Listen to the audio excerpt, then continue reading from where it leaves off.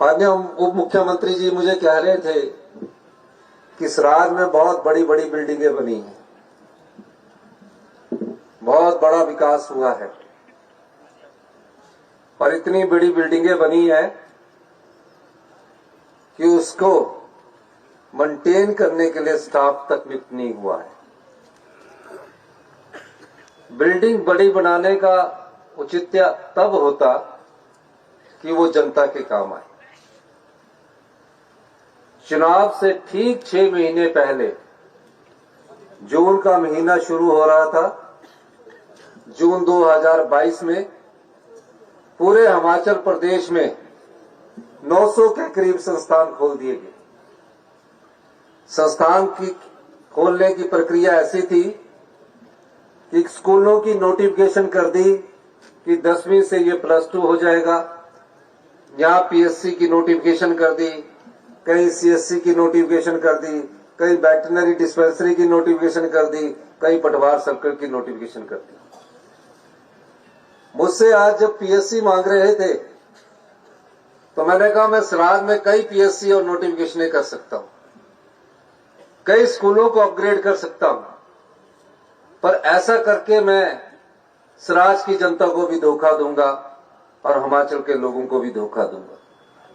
महज नोटिफिकेशन करके अगर उसमें डॉक्टर ही ना आए, अगर उसमें टीचर ही ना आए तो हम आपको धोखा दे रहे हैं। आज कितने स्कूल खाली पड़े हैं। हम आम लोग गांव के परिवेश से आते हैं। अब गांव में एक परिवार अपने बच्चे को गांव के स्कूल में भेजता है और सोचता है कि मेरा बच्चा पढ़ लिख कर अच्छा इंसान बनेगा और बुढ़ापे में मेरा सहारा बनेगा। कोई डॉक्टर बनना चाहता है, कोई इंजीनियर बनना चाहता है, लेकिन शिक्षा संस्थान की नोटिफिकेशन +2 की हो गई है। टीचर ना साइंस का आया ना मेडिकल का आया। हमने कड़वा फैसला जरूर लिया। हमने कहा कि जब तक शिक्षकों की भर्ती नहीं हो जाती, डॉक्टरों की भर्ती नहीं हो जाती, महज नोटिफिकेशन करके इस सरकार को हम नहीं चलाना चाहते हैं। और हमने नारा दिया कि हम सत्ता में सत्ता सुख के लिए नहीं आए हैं, हम व्यवस्था परिवर्तन के लिए आए हैं।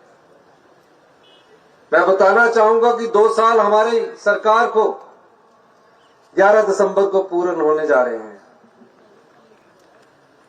जब सिराज से हमारे मुख्यमंत्री जयराम ठाकुर जी हटे तो खजाना खाली करके चले गए थे और खजाना ऐसा खाली कि 1 महीने का सरकार चलाने के लिए भी हमारे पास पैसा नहीं था। वो मुख्यमंत्री जी और मैंने 1 महीना दिन रात मेहनत करके अपनी आर्थिक समृद्धि की दिशा में नीतिगत बदलाव लाया और नीतिगत बदलाव के दम पर आज हम दावे के साथ कह सकते कि 2 साल में जो हमने फैसले लिए वो गांव की जनता को ध्यान में रखकर, गरीब किसान को ध्यान में रखकर, आम आदमी को ध्यान में रखकर हमने फैसले लिए, जिसका लाभ अब आम लोगों को मिलना शुरू हुआ है। हमने सरकारी कर्मचारियों को 1,36,000 सरकारी कर्मचारियों को ओल्ड पेंशन स्कीम दी। कोई भारतीय जनता पार्टी का नेता ये कहकर बता दे, कोई भी करके बता दे भारतीय जनता पार्टी का, कि हम आपको सरकारी पेंशन देंगे। सरकार आएगी इनकी तो जिस तरह राजस्थान में ओल्ड पेंशन स्कीम इन्होंने बंद कर दी है, जिस तरह और जगह इन्होंने ओल्ड पेंशन स्कीम बंद कर दी है, ये सोचते हैं कि उस ओल्ड पेंशन स्कीम को भी हमारी सरकार जब कभी भी आएगी हम उसको बंद करेंगे। ओल्ड पेंशन स्कीम का देने का मतलब हमारा राजनीतिक लाभ नहीं था। हम तो 5 साल में गारंटियां 5 साल के लिए देकर आए हैं। हम अगली 7 गारंटियां 11 दिसंबर को आपके सामने पूरी करने जा रहे हैं। हमने कहा कि हमें जो सरकारी कर्मचारी है जिन्होंने इस प्रदेश की अर्थव्यवस्था को मजबूत किया है, जिन्होंने इस प्रदेश को बुलंदियों पर पहुंचाया है, उन्हें हम सामाजिक सुरक्षा देंगे ताकि बुढ़ापे में उसके पास हर महीने किसी न किसी रूप में पैसा है। 11% डीए की किस्त दी। पुलिस कर्मचारी बैठा करते थे, 8 रुपए पर डे के हिसाब से डाइट मनी मिलती थी। अगर हमारी अर्थव्यवस्था अगर हमने सुदृढ़ नहीं की होती तो हम पुलिस कर्मचारियों को कहते कि पिछले कई सालों से 8 रुपया ही है, 8 रुपए पर ही चलो। हमने तकरीबन 1000 रुपया उनको हर महीने बढ़ाकर उन अपनी आर्थिक समृद्धि का परिचय दिया। अब गांव में कि मजबूत कैसे मिले, गांव के परिवार कैसे मजबूत हों। हमारी माता जी आज भी खेतों में काम करती है, जमीन जायदाद है। गांव कैसे मजबूत होगा? हमने ग्रामीण अर्थव्यवस्था को मजबूत करने के लिए नीतिगत बदलाव लाया और उस बदलाव का फायदा आज हिमाचल के लोगों को मिलना शुरू हुआ है। क्या बदलाव था? पहले मिल्क फेडरेशन द्वारा दूध का रेट 2 रुपये बढ़ा दिया जाता था, 30 से 32 रुपए कर दिया जाता था। हमने दूसरे बजट में गाय के दूध को 45 रुपए प्रति लीटर के हिसाब से मिल्क फेडरेशन के द्वारा खरीदने की घोषणा की और 45 रुपए लीटर के हिसाब से आज दूध खरीदा जा रहा है। जिसने घर में पशु रखा होता है उसके घर में गोबर भी होता है। गोबर की डले किल्टे उठाकर खेतों में डाली जाती है। हमने कहा महज दूध से ही आर्थिक समृद्धि ग्रामीण क्षेत्र में नहीं आएगी। हमने कहा गोबर आधारित जो भी खेती प्राकृतिक खेती करेगा उससे मक्की 30 रुपए किलो खरीदी जाएगी और गेहूं 40 रुपए खरीदी जाएगी। 30 रुपए किलो मक्की खरीदने के लिए शिमला और मंडी में अभी अभियान चला हुआ है। अभी हम यहीं रुकने वाले नहीं है। ग्रामीण अर्थव्यवस्था कैसे मजबूत हो? मनरेगा की दिहाड़ी 240 रुपए हुआ करती थी, असेसमेंट करके आपको 190 रुपए मिलते थे। यह हमारी नीतिगत बदलाव था, यह हमारा व्यवस्था परिवर्तन था कि मनरेगा की दिहाड़ी 10 रुपए बढ़ा करती थी, हमने एक ही बार में 60 रुपए बढ़ाई और 240 से बढ़ाकर 300 रुपए कर दिया। कई घर का पालन पोषण आज उसके माध्यम से हो रहा है। अभी और बदलाव लाएंगे हम, और फैसले लेंगे, लेकिन उसमें आप लोगों का सहयोग चाहिए। अगर मैं ये रोपवे का शिलान्यास करने के लिए पैसे नहीं देते तो क्या रहता कि ये तारें लटकी रहती और ये बिल्डिंग खड़ी रहती। फिर आपसे आशा करते कि 5 साल बाद या 10 साल बाद कोई सी सरकार बदलेगी तब इसके काम शुरू होगा। ये भारतीय जनता पार्टी की सरकार करती है। हॉस्पिटल के इतने बुरे हाल है कि आज ढंग से डॉक्टर आपको देख नहीं पाते क्योंकि एक डॉक्टर के पास 20-20 मरीजों की लाइन लगी हुई है। हमने कहा कि हम नेर चौक में एमआरआई की मशीन नहीं लगा सके। अभी मंडी के मुख्यमंत्री हुआ करते थे, एमआरआई की मशीन नहीं लगी आपके यहां। और हॉस्पिटल क्या बनाए हमने? मंडी से नेर चौक से आईजीएमसी से पीजीआई, फिर घर पता नहीं वापिस आते कि नहीं आते, इतनी बीमारी बढ़ जाती है। वो ट्रांसफर वाले बन गए हॉस्पिटल, मरीज ट्रांसफर हो जाते हैं। ऐसी हालत क्यों हुई? ऐसी हालत इसलिए हुई कि पिछली भारतीय जनता पार्टी की सरकार ने जनता की संपदा को लुटा दिया और जनता की संपदा को जो लुटाया वो आपके हित के लिए नहीं लुटाया, वो अपने राजनीतिक फायदे के लिए उन्होंने उसको लुटा दिया। हम आए हैं सत्ता में, मैं बार बार कहता हूं, ना प्रदेश की संपदा को लुटने देंगे ना लुटाने देंगे। हमने शिक्षा क्षेत्र में बदलाव किया, Rajiv Gandhi day boarding school बना रहे हैं, हम शिक्षा संस्थानों को कंसोलिडेट कर रहे हैं। 30-30 बच्चे हैं, एक एसएमसी के टीचर के आधार पर चला हुआ है। धोखा दे रहे हैं उन बच्चों को भी धोखा दे रहे हैं, उन परिवारों को भी धोखा दे रहे हैं। 5वीं में बच्चा पहुंच गया, दूसरी की किताब नहीं पढ़ सकता, दूसरी की किताब नहीं पढ़ सकता। मैं खुद गवर्नमेंट स्कूल से पढ़ा हूं। जब मैं आता था टाट पर बैठा करते थे, 9वीं 10वीं में हमको बेंच मिलते थे। ऐसी शिक्षा व्यवस्था प्रणाली पिछले 5 साल में ला दी। हमने कोशिश की है और हमने कहा कि अगले वर्ष और इस वर्ष से पहली कक्षा से इंग्लिश मीडियम में पढ़ाई होगी। 2 किलोमीटर के दायरे में स्कूल को कंसोलिडेट किया जाएगा। प्राइमरी तक 3 या 4 टीचर लगाए जाएंगे और कोई गांव का बच्चा अगर कहीं एक घर भी है, उस बच्चे की पढ़ाई के लिए अगर मुझे 20,000 रुपया भी खर्च करना पड़ता है, गाड़ी का खर्चा और रहने का खर्चा भी हिमाचल प्रदेश की सरकार देगी। ये हम आपके लिए कर रहे हैं और आगे भी करते रहेंगे। प्रदेश में 6,000 अनाथ बच्चे हैं, अपनी मां को खो चुके हैं, अपने पिता को खो चुके हैं। आगे कोई सहारा नजर नहीं आता। कौन देखभाल करेगा? लोगों की दया पर निर्भर रहते थे। कोई अपने चाचा की दया पर निर्भर रहता था। हिमाचल प्रदेश हिंदुस्तान का पहला ऐसा राज्य बना जिसने कानून बनाया।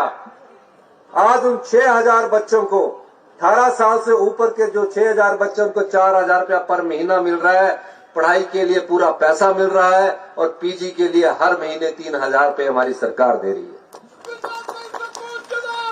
कितनी विधवा महिलाएं हैं, कितनी विधवा महिलाएं हैं। किसी के पति की अचानक मृत्यु होगी, बेटी डॉक्टर बन रही थी, डॉक्टर की फीस साल की 1.5 लाख रुपया है, हॉस्टल की 75,000 रुपया है। कहां जाएगी? जमीन जायदाद है नहीं। हमने फैसला किया कि 23,000 बच्चे, विधवा महिलाओं की जिनकी आय 3 लाख रुपए से कम है, उसकी पढ़ाई का पूरा खर्च हिमाचल प्रदेश की सरकार देगी। अगर वो मंडी के किसी हॉस्टल में रह रही है तो 3,000 रुपए पर मंथ के हिसाब से मिलेगी। ये पैसा कहां से आया? दिल्ली में मैं था, बड़ी चर्चा चली कि एक नया शब्द ढूंढा कि टॉयलेट टैक्स लग गया। मैंने तो नाम ही पहली बार सुना। ये पत्रकार भाई आ गए मेरे पास, आगे मैंने बोला हमारे पास पैसा, कोई टॉयलेट टैक्स नहीं लगा। शब्द भी ऐसे ढूंढ ढूंढ के लाते हैं और नेशनल टीवी वाले उसको दिखा रहे हैं। आपके घर में कितने वॉशरूम बने हैं? किसी पर कोई टैक्स लगा है? तो ये क्यों दिखा रहे हैं? फिर कहा कि समोसा क्या पता नहीं, मुख्यमंत्री जी का समोसा गुम हो गया। अरे भाई, 21 अक्टूबर को मैं वहां गया। 21 अक्टूबर को मैं ना समोसा खाता हूं, मैं तला हुआ नहीं खाता, मेरी डॉक्टरों की सलाह है। वो चुनावों से पहले कहीं से समोसा आ गया और ऐसी खबरें ढूंढ रहे हैं। और आज कह रहे हैं कि आर्थिक कंगाली के हम उस पर पहुंच गए हैं। कोई आर्थिक कंगाली में नहीं है। हमने हमेशा कहा है कि 2027 तक हम हिमाचल प्रदेश को आत्मनिर्भर बनाएंगे और 2032 तक हम हिंदुस्तान का सबसे समृद्धशाली और अमीर राज्य बनाएंगे। जो लोग हमारी गारंटियों की बात करते हैं, उनसे ये पूछा जाना चाहिए, हमारी गारंटियां तो 11 दिसंबर को हम दिखाएंगे और उसका लाभ आप लोगों तक पहुंचना शुरू हुआ है। थोड़ा और इंतजार करिए, आपके पास गांव के लोगों के हाथ में पैसा होगा। आज मनरेगा में हमारी बहन मिली, कल मेरे पास मनरेगा की महिलाएं आई, 300 रुपया घर बैठ के मिल रहा है। हमको अपने बच्चों को ऐसे क्षेत्र में भेजने की जरूरत नहीं जिसके हाथ में घर में 10 से 15,000 रुपया मिल रहा हो। ऐसी योजनाएं हम लेकर आ रहे हैं। ट्रांसपोर्ट में हम क्रांतिकारी परिवर्तन ला रहे हैं। बसें ही नहीं थी, खटारा बसें 15 साल से चली नहीं रही थी। 250 बसें और ली, 600 बसें और ली और ग्रीन हाइड्रोजन से निर्मित बसों को और ला रहे हैं। तो हमारी आर्थिक कंगाली कहां हुई? आपदा आई, मैंने सोचा ये, मैं भी चला गया, उसमें देखा पेड़ के स्लिपर आ रहे हैं। खुराक की बात थी, मैंने सोचा जयराम जी से विधानसभा स्लीपर कहां से है? कहते मुझे भी नहीं पता लगा। मैंने आपका तो राज्य लकड़ी से इतना नीचे, तो स्लीपर बहुत आ रहे हैं। तो अब जब मैं वहां पहुंचा तो हमने आपदा प्रभावित परिवारों के लिए अपना आर्थिक पैकेज दिया। आज तक एक पैसा नहीं मिला। 4500 करोड़ रुपए का आर्थिक पैकेज दिया। मंत्रिमंडल के सब सदस्य, संवेदनशीलता क्या होती है सरकार की, मैं और उप मुख्यमंत्री मुकेश अग्निहोत्री जी सड़क में, कुल्लू में जब एक भी रास्ता नहीं बचा, सड़क में खड़े होकर गाड़ियां निकाल रहे थे। मुख्यमंत्री और मुख्यमंत्री की पद की ना देखते हुए जो हमारे मेहमान आए थे उनकी सेवा में हम लगे हुए थे। यहां पहुंचा मैं, क्या कि 1-1.5 लाख रुपया मिलेगा मकान बनाने के लिए प्रधानमंत्री आवास योजना के तहत। मैंने कहा जिसकी दिन रात की मेहनत की कमाई एक मकान बनने में लग जाती है और रातों रात उसका मकान उजड़ जाता है, और जिस घर में पीने के पानी का गिलास तक नहीं बचता, उस परिवार पर क्या बीती हुई आपदा में। भयंकर आपदा आई। 75 साल में ऐसी आपदा हमने भी अपने जीवन काल में कभी नहीं देखी। हमने उनके लिए नियम तोड़ दिया, कानून तोड़ दिया। 1.5 लाख से बढ़ाकर उसको 7 लाख रुपए किया। सबसे ज्यादा श्राद्ध में जो आई थी उनको आज भी उनका पैसा मिल रहा है। मैं ये बात इसलिए कहना चाहता हूं, सभी जगह हम बदलाव कर रहे हैं,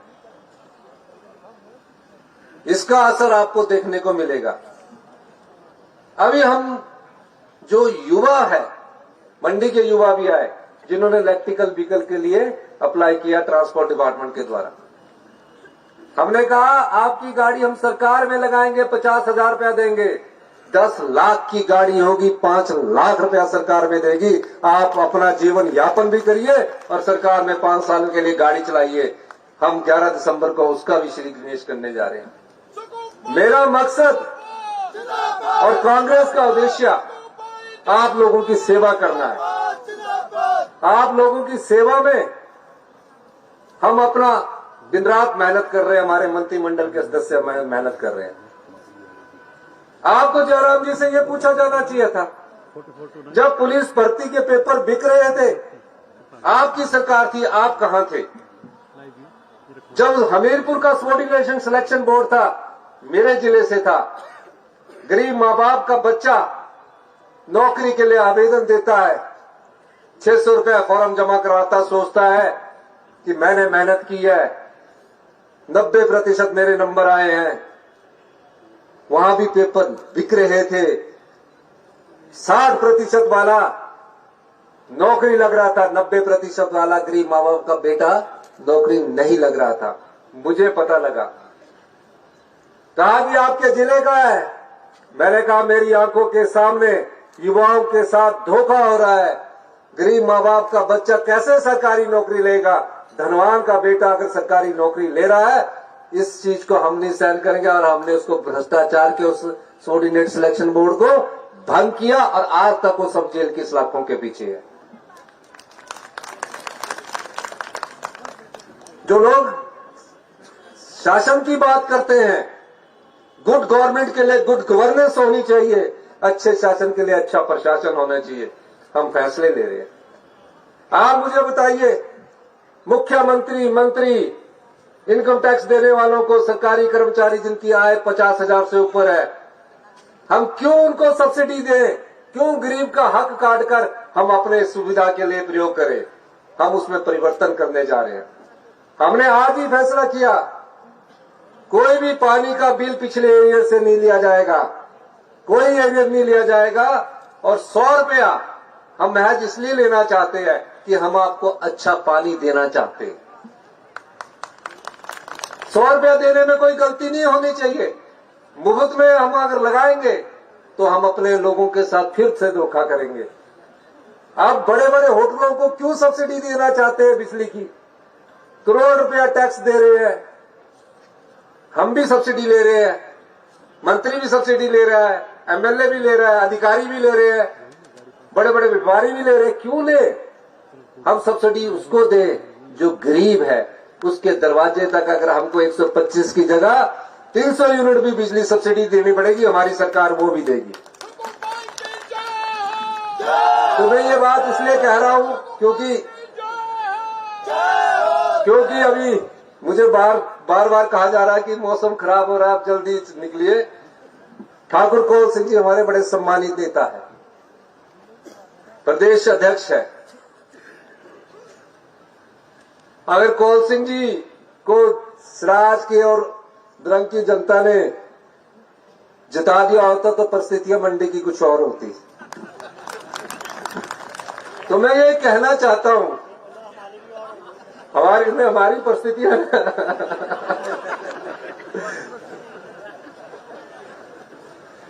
तो मैं ये बात इसलिए कहना चाहता हूं और मैं आपसे ये भी अनुरोध करना चाहता हूं। कौल सिंह जी ने एक पुल पंडो का बोला है, उसको बैली ब्रिज के रूप में हम उसको बना दिया जाएगा। मैं ये कहना चाहता हूं, हम लोग महज ये सोचकर शासन करने के लिए नहीं आए कि हम सत्ता सुख भोगेंगे, बड़ी बड़ी गाड़ियां लेंगे, आराम से सोएंगे। आप जैसे परिवार से उठकर मैं मुख्यमंत्री की कुर्सी पर पहुंचता हूं। हर गांव की दहलीज को मैंने लांघा है, हर शिक्षा संस्थान से मेरी पढ़ाई हुई है विश्वविद्यालय तक। मैं चाहता हूं कि जो आपकी संपदा है उस संपदा को ना लूटने दिया जाए, वो आप में बांटा जाए। इसलिए मैं आपके साथ ये कहने आया हूं, आप देखिए कि 2 साल में मनरेगा में 60 रुपए दिहाड़ी की, मक्की का मूल्य कुछ नहीं होता था, अभी तो 30 रुपए है, दूध का भी 45 रुपए है। अगला बजट आने दीजिए, जो हम पर उंगली उठाते हैं, हम गांव के लोगों तक वो सब सुविधा और आर्थिक समृद्धि लाएंगे। जो ये कहते थे कि इनका दिवालियापन हो चुका है, हमारा कोई दिवालियापन नहीं है। हमने 4 दिन पे इसलिए बंद की कि हम जो 1200 करोड़ रुपया सरकारी कर्मचारियों को हर महीने पे का देते हैं, 800 रुपया सरकारी जो पेंशन भोगी है पेंशन का देते हैं, 2000 करोड़ रुपया एक महीने का हम सरकारी कर्मचारियों को, अधिकारियों को और पेंशन कर्मचारी जो रिटायर्ड हो चुके हैं उनको हम 2000 करोड़ रुपया देते हैं। पहली को जब हम लोन लेते हैं तो 3 करोड़ रुपया हम उसका इंटरेस्ट देते हैं। हमने उसको रैशनलाइजेशन किया, 3 करोड़ रुपया इंटरेस्ट देते हैं, साल का 36 करोड़ रुपया।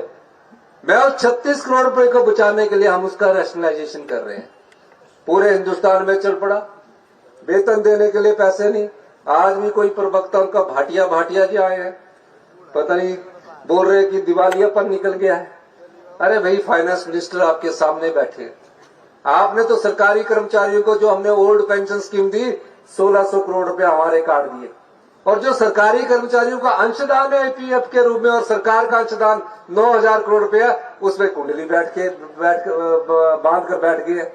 आपदा के 10,000 करोड़ है, उसमें कुंडली बांध कर बैठ गए। लेकिन हम चुनौतियों का सामना डट कर करते हैं, हर लड़ाई को युद्ध की तरह लड़ते हैं, और हमें लड़ना भी आता है और हमें जनता की सेवा करना भी आता है। यही मैं कहना चाहता हूं। इन्हीं शब्दों के साथ आपका बहुत बहुत धन्यवाद। जय हिंद, जय महाराष्ट्र।